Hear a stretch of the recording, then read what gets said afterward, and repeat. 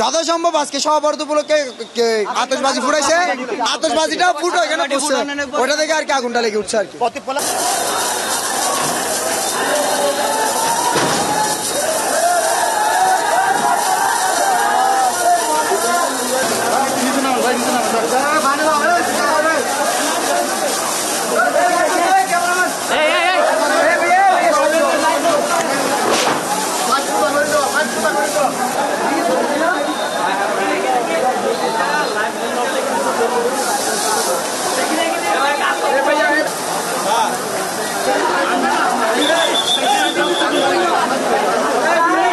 চট্টগ্রামের মধ্যম হালি শহর এলাকায় একটি আগুনের সূত্রপাত হয়েছে এবং একটি বহুতল ভবনের আগুনের ঘটনা ঘটেছে। আমরা রয়েছি সেই বহুতল ভবনের পাশেই। একটু আগুনের যেই সূত্রপাত কীভাবে হয়েছে বা বিস্তারিত একটু জানাতেই আপনাদের সাথে যুক্ত হয়েছি। মূলত এখানে যে একটি বহুতল ভবন রয়েছে 37 নম্বর ওয়ার্ডের মধ্যম হালি শহর এলাকায়, সেই এলাকার একটি বহুতল ভবনে মূলত অগ্নিকাণ্ডের সূত্রপাত। আমরা একটু কয়েকজন এখানে যারা স্থানীয় রয়েছেন তাদের সাথে কথা বলতে চাই। একটু বলেন তো আগুনটা কিভাবে লাগছে বা আমি জানি না, আমি ছিলাম না। আচ্ছা, ওনার সাথে জিজ্ঞেস করেন যে ভাইয়া একটু জানাবেন যে আগুনটা কিভাবে লাগছে একটু বলেন।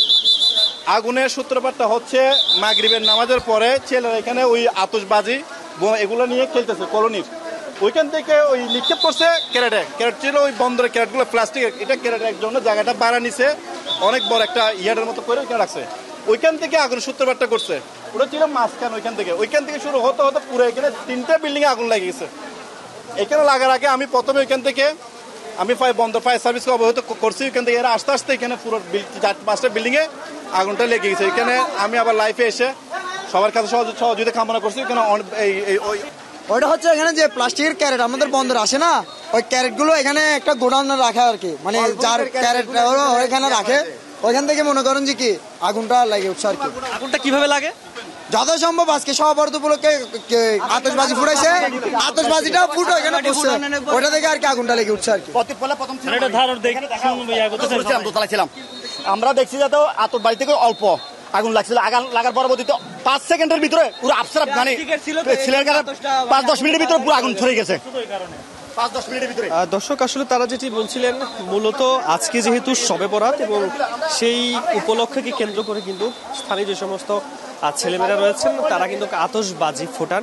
সেই আতশবাজি ফোটানোর যে আগুন ছিল সেই আগুনের থেকেই মূলত এই অগ্নিকাণ্ডের সূত্রপাত। এবং স্থানীয়দের দাবি, তারা বলছিলেন যে বন্দরের যে একটি কারখানা রয়েছে, অর্থাৎ প্লাস্টিকের যে একটি দোকান বা কারখানা রয়েছে, সেখান থেকেই মূলত এই অগ্নিকাণ্ডের সূত্রপাত। এবং এই দোকানের পাশেই যে সমস্ত বহুতল ভবনগুলো রয়েছে সেই বহুতল ভবনগুলোতেই কিন্তু আগুন মুহূর্তে ছড়িয়ে পড়ে। এবং সেই আগুনের যেই হওয়ার কারণে আমরা দেখেছি এখন পর্যন্ত প্রায় এখানে যে পাশে থাকা যে 2-3টি ভবন রয়েছে সেই ভবনের আশেপাশে গ্রিলগুলো রয়েছে সেগুলো একেবারেই জ্বলে গেছে এবং ভিতরে খুব সম্ভবত এখন পর্যন্ত আগুন জ্বলছে। ফায়ার সার্ভিস কর্মীরা আসলে যেটি বলছেন, তারা কিন্তু খবর পাওয়ার সঙ্গে সঙ্গেই এখানে এসেছেন। এখন থেকে প্রায় 30 থেকে 35 মিনিট আগে এই অগ্নিকাণ্ডের ঘটনা ঘটে এবং তারা বলছিলেন যে আশেপাশে যে সমস্ত ভবনগুলো রয়েছে সেই ভবনগুলোর ভিতরে থাকা মানুষদের ক্ষতি হওয়ার আগে কিন্তু তারা বেরিয়েছেন, তবে ভবনগুলোর ক্ষতি হয়েছে এবং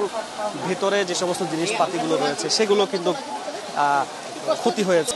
এখন কিন্তু ভিতরে আমরা দেখতে পাচ্ছি যে 9তলা ভবনের একেবারে উপরে যে ফ্ল্যাটটি রয়েছে সেখানে ফায়ার সার্ভিস কর্মীরা ভিতরে রয়েছেন, তারা চেষ্টা করছেন আগুনটা নিয়ন্ত্রণ আনার জন্য। যদিও ভিতর থেকে কিন্তু এখন আমরা দেখতে পাচ্ছি কিছু কিছু ধোঁয়া কিন্তু উঠছে, ফলে আশেপাশের এলাকাবাসীও অনেক বেশি উদ্বেগ এ নিয়ে। ভেতরে যে বাসিন্দারা ছিলেন, অর্থাৎ ভেতরে যে সমস্ত মানুষজন ছিলেন তাদেরকে কিন্তু এর মধ্যে বের করা হয়েছে। আগুন কি নিয়ন্ত্রণে? আচ্ছা দর্শক, ফায়ার সার্ভিস কর্মীরা আসলে ভিতর থেকে যেটি হাত নেড়ে জানাচ্ছেন আগুন ভেতরে নেই। আগুনটি মূলত বলাই যায় এখন পর্যন্ত আগুন নিয়ন্ত্রণে এবং ভেতরে যাতে আর কোনো ধরনের ক্ষয়ক্ষতি না হয় এবং সেজন্য কিন্তু তারা চেষ্টা করছেন।